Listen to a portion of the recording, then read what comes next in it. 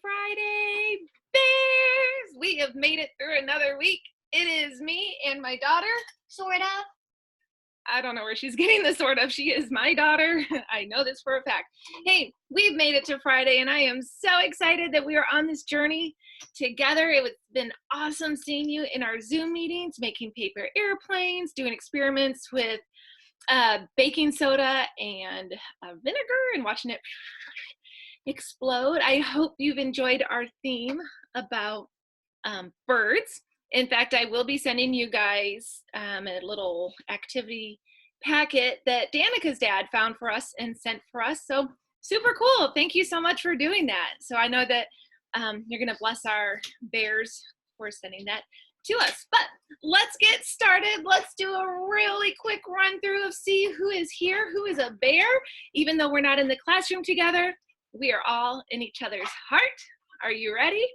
All right, so Sai, Chloe, Bear, Audrey, Magnus, Sam, RJ, Fletcher. Hey, speaking of Fletcher, Fletcher gets a warm fuzzy today.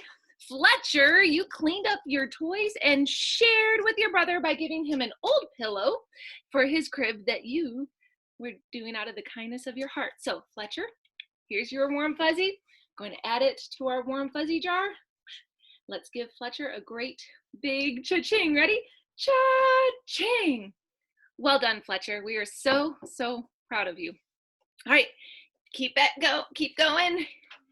Kaylin, Cleo, Clara, Stella, Vivian, Danica, Max, Miller, Winter, Leo, and drum roll, Alden. Here we go.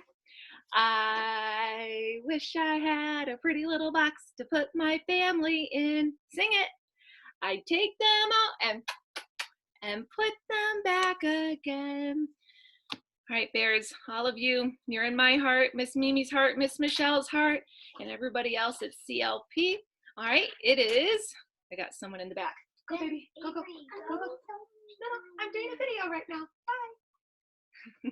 My little niece. All right, all of you, you're in my heart, all the teachers' heart. My job is to keep you safe. Your job is to do what? Keep it that way. All right, give me thumbs up if you can do it. And what are our classroom family agreements? She can do it too. All right. Tell others how you want to be treated. The golden rule. This is testing my brain. I haven't looked at them. Love others and be helpful. All right. I know you can do it. So, hey, I brought my daughter in here with me. We are going to do a little activity, a little go noodle. And I would love for you to get up and out of your seat and join us. Is this the screen? This is it. So turn your computers on up. Let's do this thing. All right. Alrighty. Do a little wobbly man. Right, Julian? Alrighty then. It's time to get wobbly. Alrighty, yeah.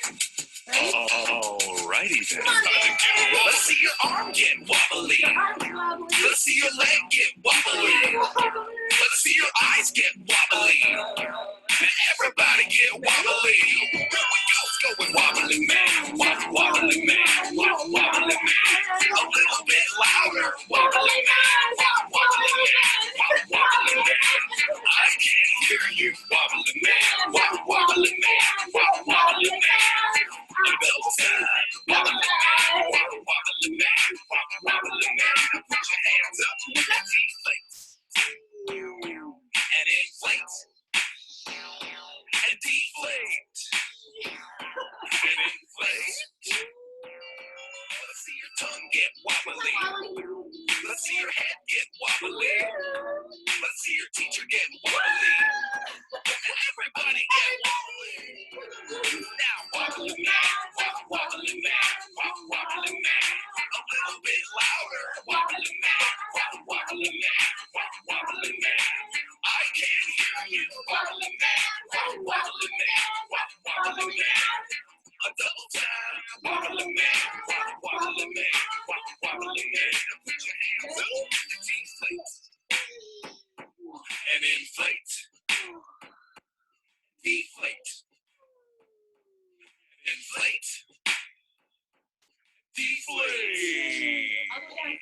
all the way down, out of the screen. Hey! High five. Yeah. Okay, Bears. Can you give me a high five? Okay. Now hand sanitize that hand, right? Whew, I am out of breath. I need to turn the fan on in here. Whew, it was hot.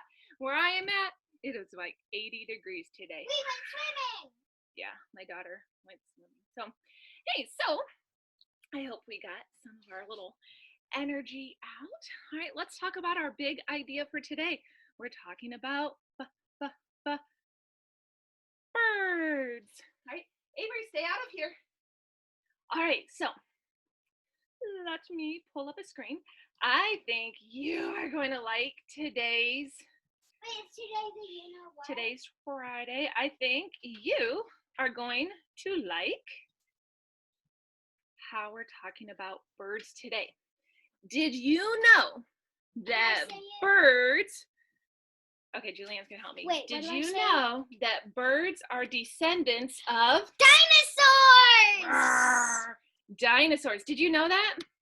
Now, I have a hard time believing that, but I have heard it said over and over and over again. So we are going to see what smarter people, such as SciShow Kids, have to say about that.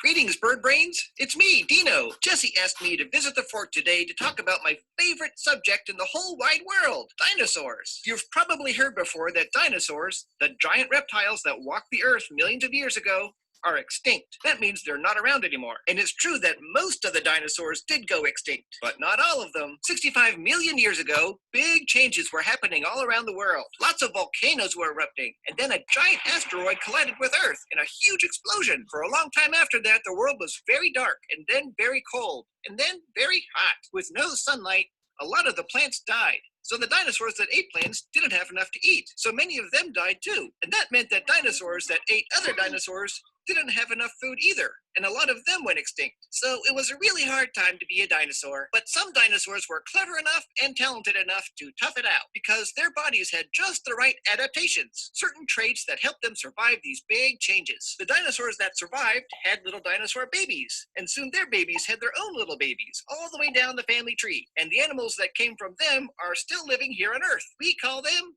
birds. That means that birds like me, Dino, are descendants of dinosaurs, and dinosaurs are my ancestors, like my great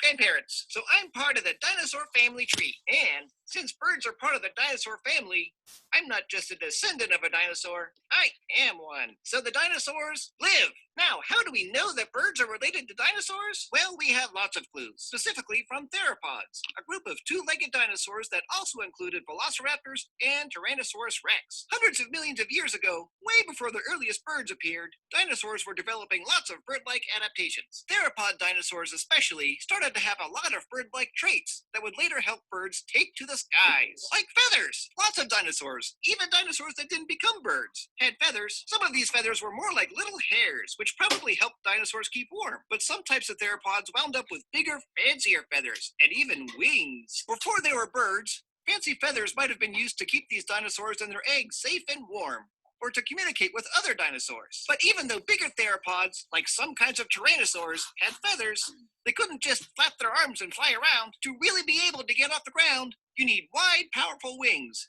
and a small body. While lots of types of dinosaurs were becoming gigantic, some theropods, including those that eventually gave rise to birds, were getting smaller. So lots of dinosaurs already looked and moved a lot like birds. And some of the theropod dinosaurs were becoming more like birds all the time, getting smaller, growing wings, and developing beaks instead of teeth. Over millions of years, all the pieces of the bird puzzle were coming together one by one. By about 150 million years ago, the earliest dino birds were in the air. Some of them could fly, but looked very different from the birds we know today. And some didn't fly, but they had a lot in common with today's birds. Now, millions of years later, when that asteroid hit Earth and the volcanoes started to erupt and everything started changing, some dinosaurs had a hard time surviving. And a lot of the big ones like T-Rex were so big, they had trouble finding enough food to eat. But the most bird-like groups of theropods were very small, only about 1 kilogram, were as heavy as a pineapple. That meant it was easier for them to survive on less food and to find places to live. And because they were so small, these early birds were also able to use their wings to take flight. Not only did some of these flying dinosaurs survive,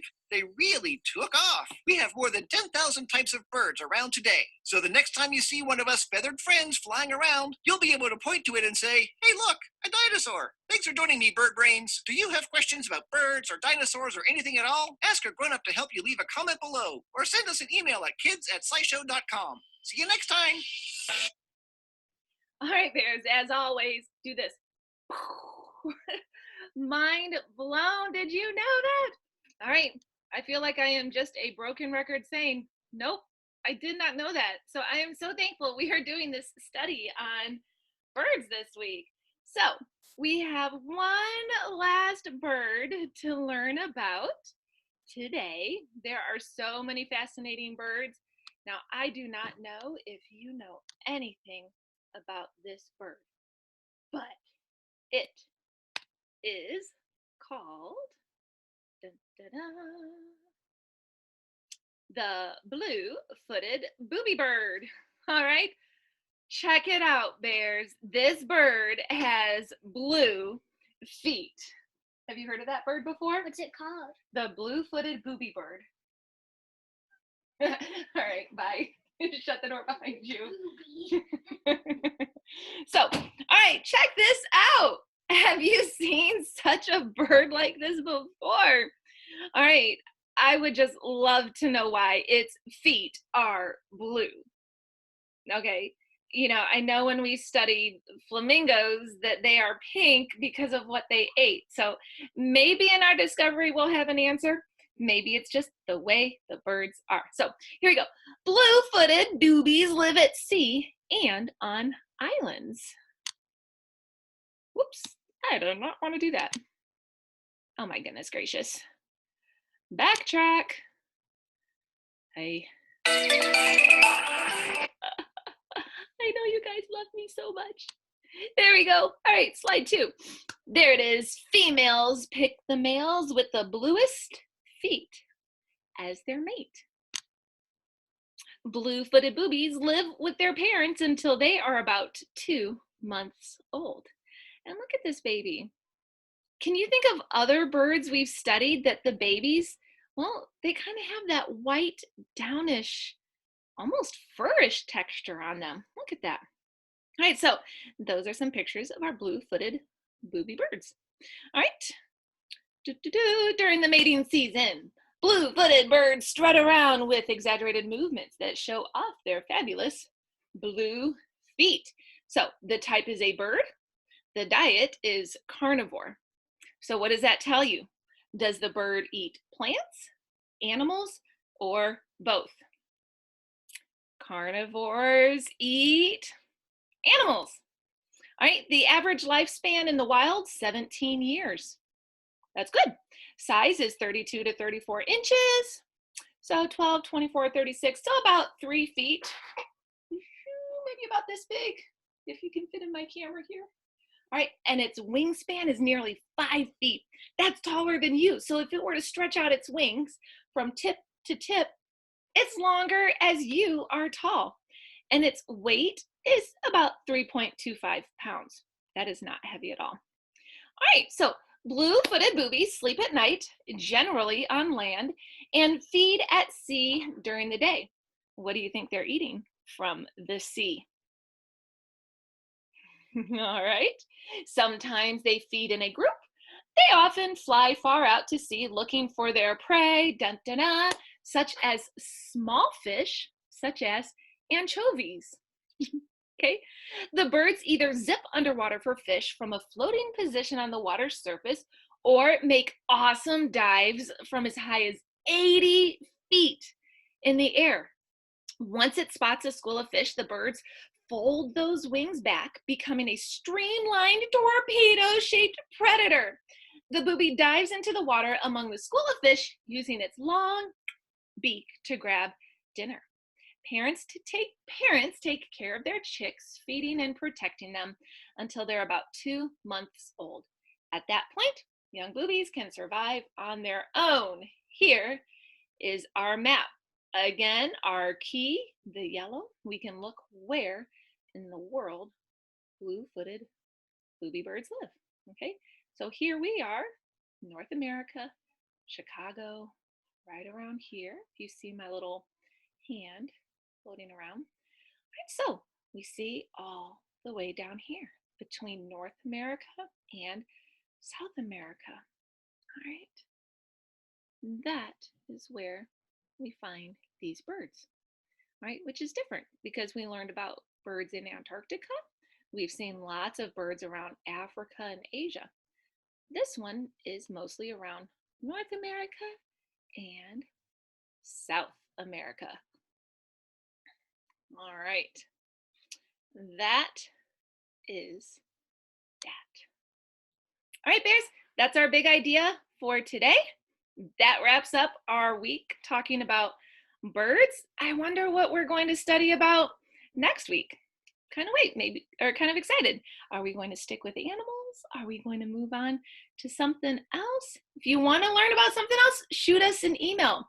I want to learn about outer space. I want to learn about farm. I want to learn about weather. Hey, so shoot us an email of what you want to do after next week. So, all right, with that said, let's wish each other well because I know we have many, many bears watching this. Okay, so let's keep them all in our hearts and wish them well.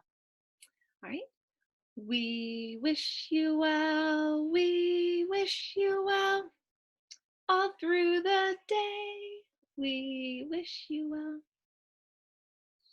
Bye, bears.